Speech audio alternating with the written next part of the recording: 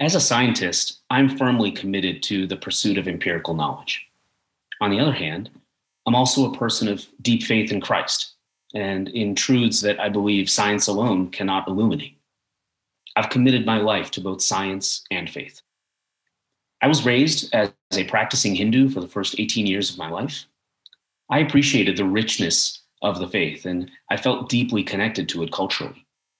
But it wasn't until my freshman year of college that I realized I didn't really know much about it as a belief system to live by. I had gone through the motions of the rituals of the faith and was deeply familiar with its traditions and stories, but I realized that I had no idea about what it meant to me personally.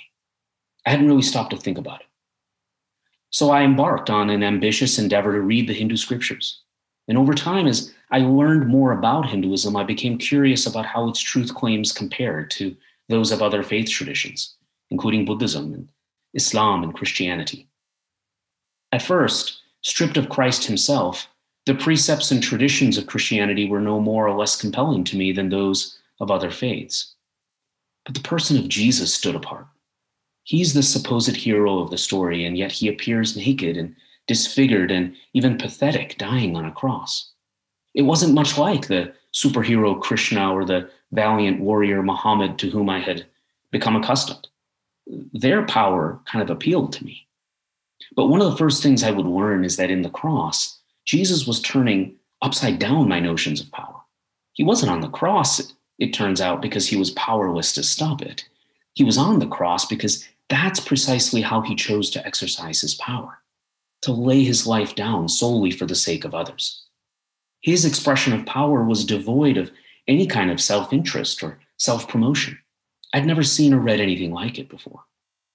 Today, as a Christian, one who claims to follow in the ways of Christ, I'm also called to live for the benefit of others, to serve as a minister of reconciliation. I don't always live up to that calling, but it really does shape the way that I think about who I am. There's a widespread and growing sentiment in our nation today that science and faith are at odds.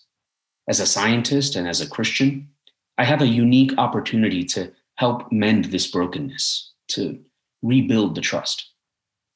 This matters a great deal to me because I believe that this false dichotomy of God or science has robbed us of our joy in God's creation.